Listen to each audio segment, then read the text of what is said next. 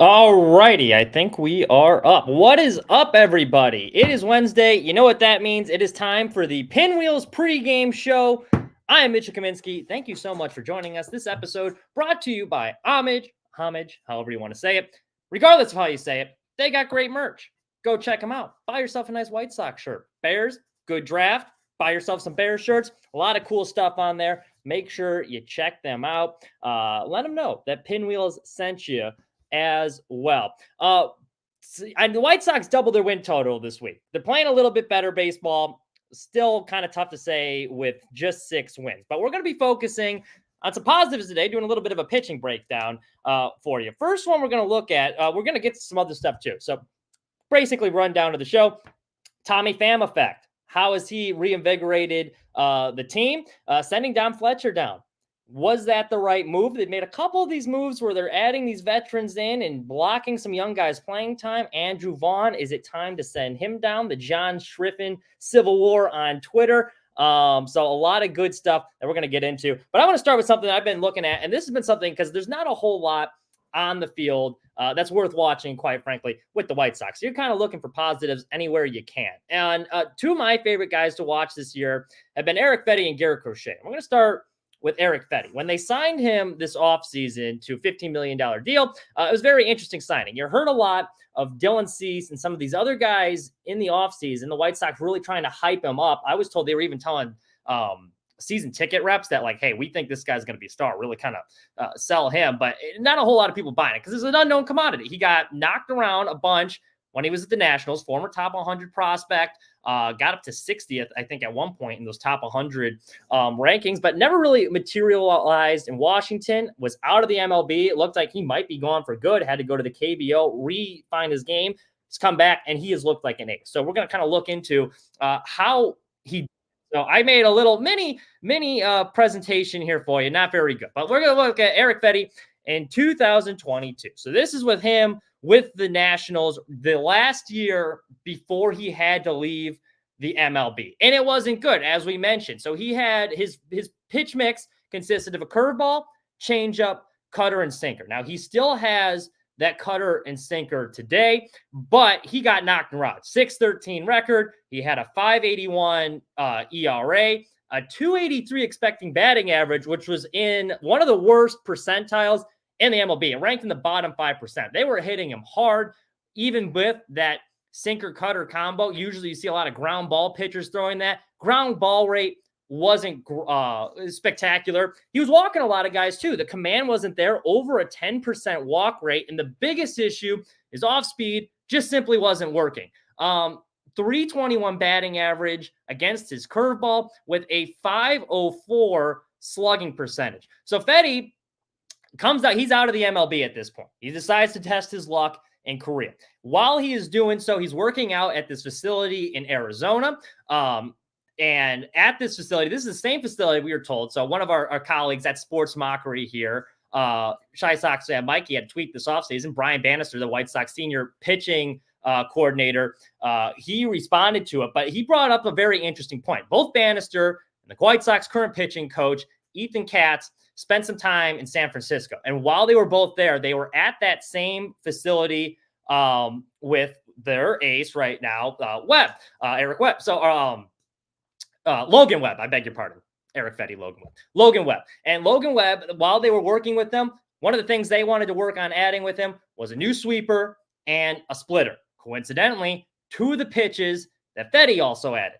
Now, what's interesting with Fedde, well, we'll go back to that in a second. We'll go back to that slide in a second. So Fedde's working on these two pitches. He replaces the curveball with a sweeper.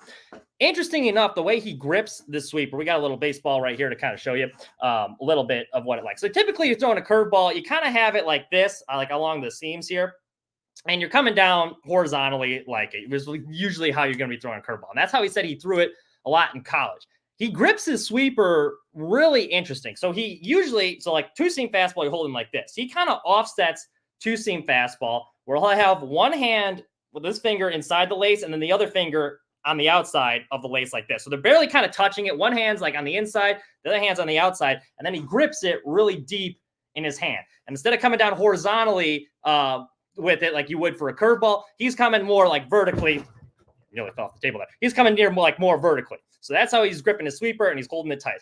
Now, with the changeup, the split change that he added, another really interesting one. So usually you kind of hear about like the claw grip, which is kind of like this. Fedde did it a little bit differently. Instead of like your typical claw grip, and this is something he learned from Shelby Miller while he was also at that facility, who kind of told him how to hold it like this. So his split change, he put his middle finger on the outside of this ball here, and then he has the one hand along the side. You can't really kind of see it like this. This is kind of how he's holding his split change. Now, the split change, typically when you're holding the changeup, like we were talking about with the sweeper, you're holding it pretty deep in your hand. What's interesting about Fedde's changeup is he said he's kind of holding it on his fingertips. So he's got the split change like this, but he's holding it like as loose as he could.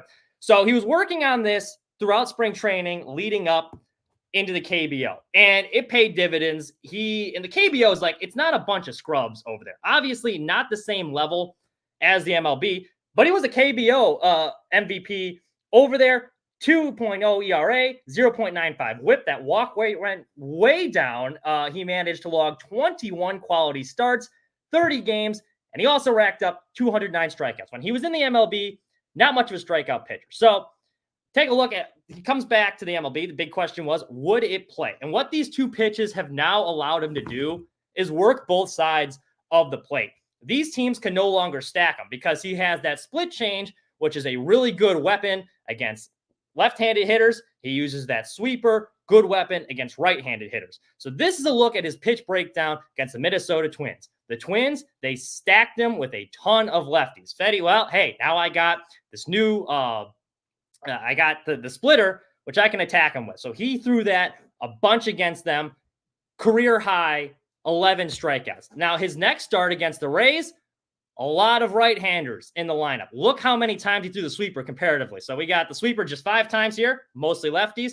Now all of a sudden, 52 times. Also had a really good game. 9 strikeouts there. And he threw it. So the splitter, he threw that 7 times. 6 of those were against lefties. Opponents only hitting 125 against his splitter this year. That is lower than any other pitch. He also has raised his strikeout rate 27.5%. His walk rate has fell to 6.3. So I found that really interesting. Those two pitches now, he can attack both sides of the plate. Also kind of look at how he throws this. This is looking against his last start against the Braves, and you can kind of see where he's locating that. So the splitter, you can see kind of going outside. Sweeper, he can really throw that all over. And as Fid says here, the splitter basically is a changeup. So he replaced the curveball with the sweeper, and then it's a split change is how he described it. And as we mentioned, kind of going with like the offset. But I found that really interesting how those two pitches now, he can work both sides of the plate, and it's really helped him be a lot more successful. It's really translated over because he doesn't throw the hardest, but he's locating both of those really well. And he's been fun to watch. I really hope they don't trade him. I think it would make sense to trade him at the deadline. But I do think, it's clear that his stuff plays. Now he's got those strikeout numbers up too. And even at that hitter-friendly park, ground ball numbers aren't crazy still. And he's still putting up really good numbers. So I think, and the defense hasn't been great for him either. And he's still, as we mentioned, he's still putting up really good numbers. Coincidentally, we mentioned that Logan Webb was working out in that same Arizona facility of him when Logan Webb added his sweeper in the splitter. Now, the sweeper he has, the one that he worked with adding, kind of similar to Fedde's. They hold it the same way. Now, Logan Webb has a much higher spin rate on his sweeper. It's still a little better, but coincidentally, both of them this year tied for 7th in WAR amongst pitchers with a 1.4 WAR. So coincidence? I think not. So if that was really, I really enjoyed watching him pitch. And that was a big reason why, is just by redefining his pitch arsenal, he's really improved there. Now, the other thing I want to get to is Garrett Crochet, because he's the other guy that I've really enjoyed watching. And with Garrett Crochet, a lot of similarities to Chris Sale that jump off the page right away. Both drafted in the first round by the White Sox. Both rushed up to the major leagues the same year they were drafted by the White Sox. Both of them started their career in the bullpen before transitioning into a role as a starter. Both of them set White Sox records with their first couple of starts. Filthy left-handers, throw gas, really good slider. Both of them have had season-ending arm injuries. A lot of similarities between these two, but I was listening to the FS1 broadcast this week with AJ Przinsky. It's not that I have anything against John Schriffen. And if you heard me last week, I'm a John Schriffen fan, but I like to hear a couple of the other broadcasts. I was listening to AJ Przinsky, and he was talking about something that really stood out to me as a former catcher, where the way Crochet locates his slider, which is interesting. So he will try and sneak that slider inside on hitters, and it'll get hung over the plate. What he needs to do is something more like Chris Sale would always do, bury that slider on his back foot, and he thinks with that will help him kind of take his game to the next level, because he already has a really good strikeout rate. His stuff clearly plays, and I like Crochet because he attacks the strike zone. But if he can just move that slider around, it might help him even more. So we're going to take a look. These are the sliders that Crochet has thrown this year that have resulted in home runs. And as Przinsky mentioned, you can kind of see inside corner of that strike zone where he was trying to go inside on these right-handed hitters, but he left it a little bit too high where like you can where you want this slider to be is what Przinsky's saying is kind of where Sale would always throw it. He'd be famous. It would be right on that right hitter's back foot is where that thing would finish. So like, and sometimes it would even hit their back foot. You cannot, like, especially if you're ahead in the count, you're not going to hit it. Where Crochet's kind of trying to go inside, but you can see here with these particular sliders, he missed a little bit too much over the plate, resulted in home runs. So here's the strikeouts that Crochet has had. And you can see with these strikeouts, all of them going inside. The home runs, though, go back, missed inside. Almost all of these going inside. And there's a couple here you can see with the left-handed hitters. A little bit harder to throw to lefties, but sometimes you're going to get that backdoor slider to get the called strike on them. But all of them a little bit too high in the zone. Przinsky saying if he just lowers it a little bit towards this back foot, that strikeout rate's going to get even higher than it is, and he can take his game to another level. So I found that really interesting here. And this is just a breakdown of all the hits that he's given up, because this is a common theme with Crochet. And now some of these are just because he throws a lot of strikes and he attacks the strike zone. So you're going to be peppering the strike zone. You're bound to give up hits. I'm not saying you should be nibbling around the corner, but it's kind of a common theme with him with a lot of these pitches is he's trying to get inside and he will miss over the heart of the plate. So just working on getting more inside the hitters, especially with that slider, getting a bit lower, and that could really help him as he goes forward. So those little two little breakdowns that I found very interesting from the White Sox this week. Now, we'll get into there's a couple different things we can go to. I guess we'll go in chronological. We'll go in order here. Kevin Pillar got DFA'd this week, which not a surprise. He was struggling. They added Tommy Pham. You needed someone to, so not upset with the move. But he was on, speaking of AJ Przinsky, he was on AJ Przinsky's podcast, Foul Territory, and he was on there before this move was even announced. And he had some very telling comments that kind of gave us the first inside look of what this White Sox clubhouse looks like. Now, there's a lot of people that have been talking about the clubhouse all year long. I think it's overblown at this point. I've been guilty of it too. Oh, what's a clubhouse? What's the chemistry like?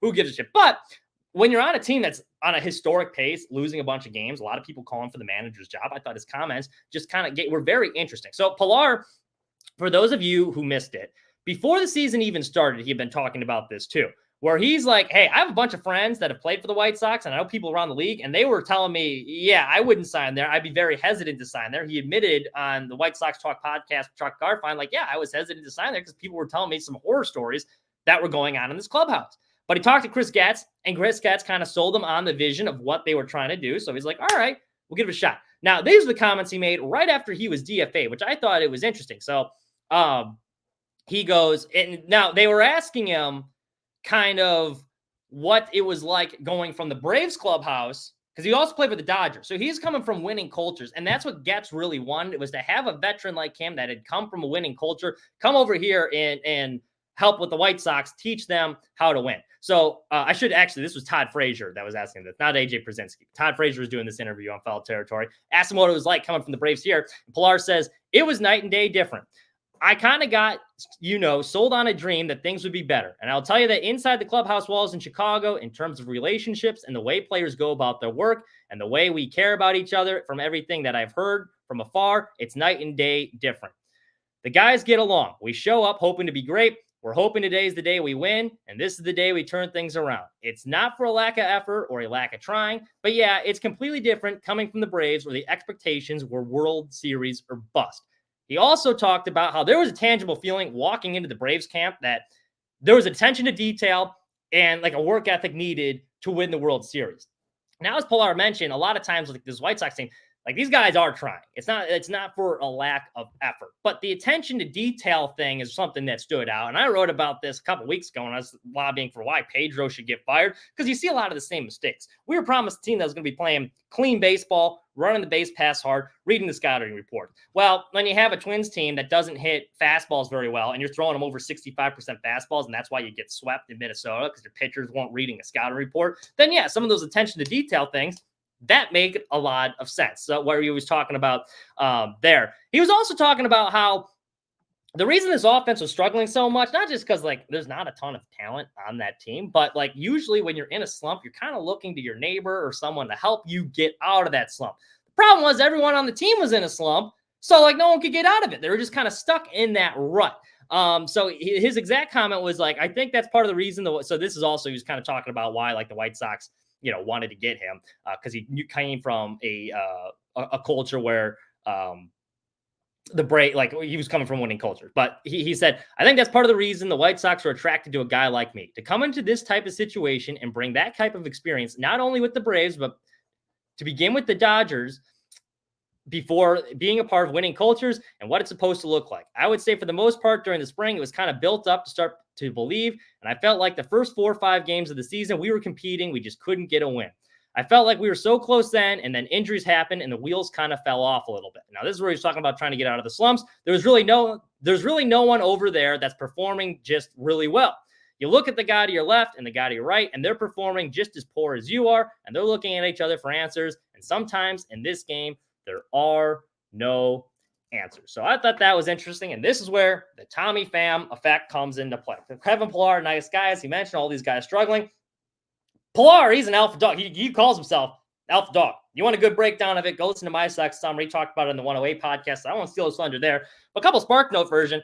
The man, he is not afraid to speak his mind. He called out the Mets clubhouse. He slapped Jock Peterson over fantasy football. The guy is like an alpha dog, which the White Sox have not had a whole lot of those. Jose Abreu was supposed to be the leader. He was more of a quiet type, just kind of led by example. And a lot of these veterans last year was clear, like they've had a lack of leadership. Tommy Pham, not afraid to speak his mind. So you have all these guys struggling. Pham comes in. The only reason he signed with the White Sox in the first place is because of the taxes. He's like, I can make more money here. So he's trying to put together a good season so he can make even more money in free agency. He ain't staying very long, but he's motivated.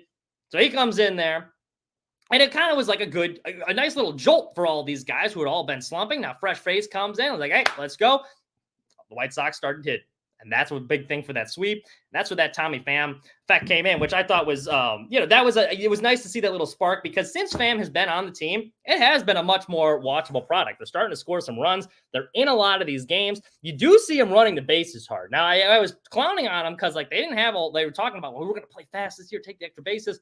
Really didn't have a roster built for it, but you can see an effort right now. They are being aggressive on the base pass. So even with some of these mental mistakes, at least it's a more digestible product.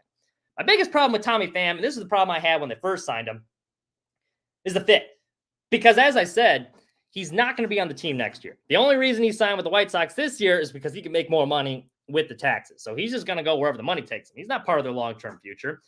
And by adding him, you are now blocking a guy that could be part of your future. That is one of the reasons Don Fletcher was sent down. Because Benintendi, he's making all this money. They're not moving him out of left field. Gavin Sheets has been their best hitter this season, but they got to get him in the lineup somehow because Eloy's in the DH. So now he's back in right field. So that whole we're improving the defense crap from Chris Getz, I mean, that's completely gone out the window. Pham is not as good of a defender as Pilar either. He is now roaming center field. So that's the one thing. As much as I do, and the White Sox are more enjoyable to watch with Tommy Pham on the team. I am happy that he is playing with them right now because it has made my viewing experience better. But from a strategic standpoint, even with him hitting that well, I'm struggling to see where this makes sense because this whole season is a lost season. They're on track still, or they have a chance to break the record for the most losses in baseball history in a season. So what do you care about your win-loss record anyway? It's not like you're going to be making a playoff run or like you're going to be competitive. Where I would understand bringing in a guy like a Clevenger. I wouldn't agree with that one, but like I could understand it. Same with the Tommy Pham signing.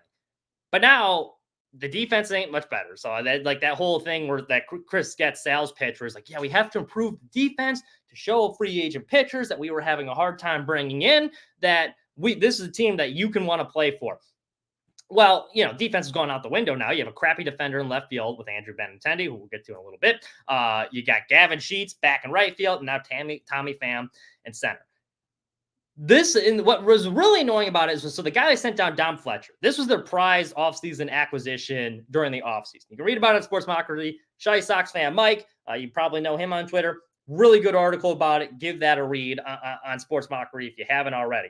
But he's 26 at this point. So it's not like he's that young. This is the year where you really want to be like, hey, do we have something here? Is this something that we need to address and we need to get to contend in right field? So sending him down to AAA at this point, so if he's putting up great numbers down there, what difference does it make?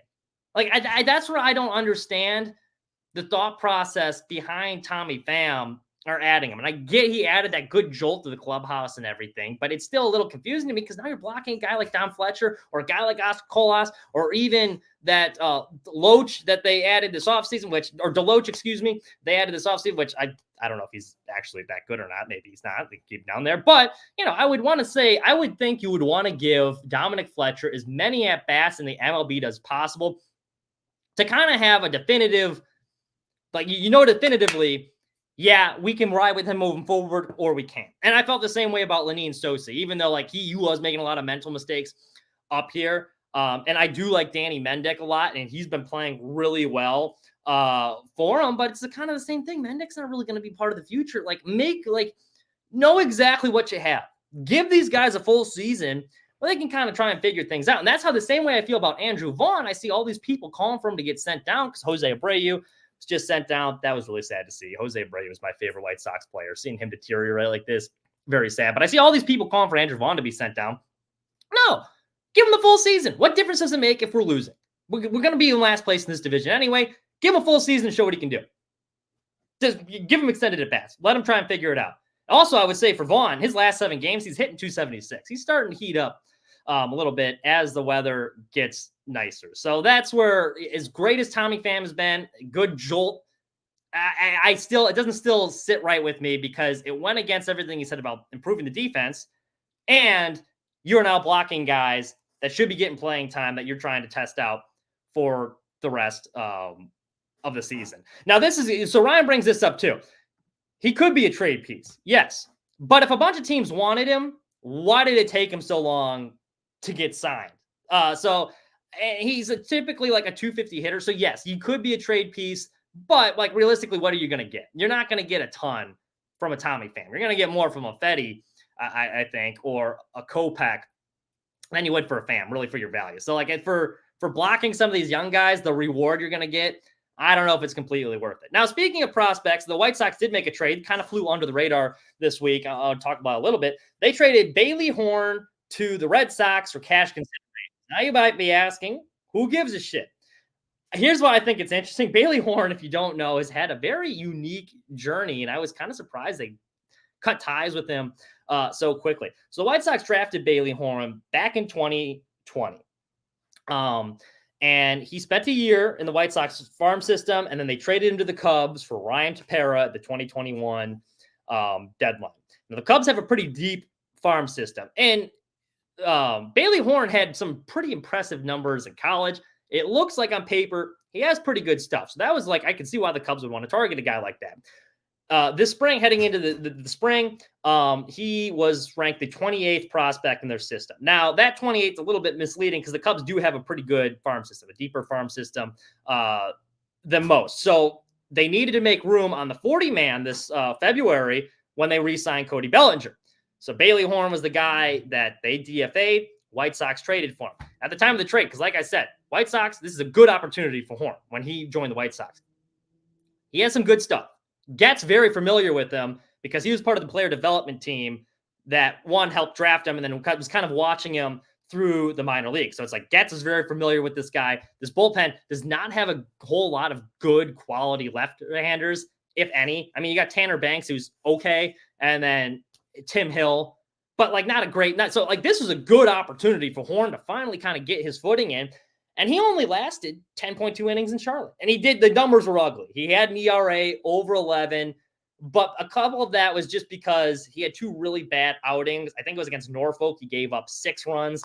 And then there was another outing. He gave up 4 runs. So 13 of his runs that he gave up this year came in just 2 games. But like I was surprised they cut bait with him so quickly. I think Bailey Horn's still a very interesting prospect. He is 26. But for a pitcher, it's not as big of a deal. Like Bailey Horn 26, I think, is a little bit different than a Dominic Fletcher 26, just because position player to pitcher, you can have a longer lifespan. So little sad that one didn't work out, because when they first signed him, I was like, I kind of like this pickup. This could be a good bargain bin signing, but I was glad he took a chance on the guy. So that was a little unfortunate to see. Other guys that are heating up for the White Sox, we'll go really quickly, just kind of through some of the notes that I've noticed this week. Eloy Jimenez quietly pitching a lot, or he's playing a lot better all of a sudden. His line drive rate is up. He has had RBIs in back-to-back games. Now, mind you, one of those was on a double play, but it's no coincidence, as Eloy's been heating up these last 10 games, a couple home runs in that stretch. White Sox offense is heating up. They're averaging over 5 runs a game since Eloy has kind of gone on his tear since Philly. So, I mean, as Eloy heats up, this offense kind of going now. That's nice to see as well. Now let's get into some of the, interestingly enough. So Andrew Benintendi, we'll go Andrew Benintendi, and then we'll get into the final thing I wanted to talk about today. Andrew Benintendi, last week we were talking on the full show that, hey, there's a little bit of, it kind of looks like there's a lack of effort there. There was a fly ball in Minnesota. It had an 89% catch probability. He let that drop right in front of him. And everyone's like, I wonder if the effort's really there, because he was struggling at the plate.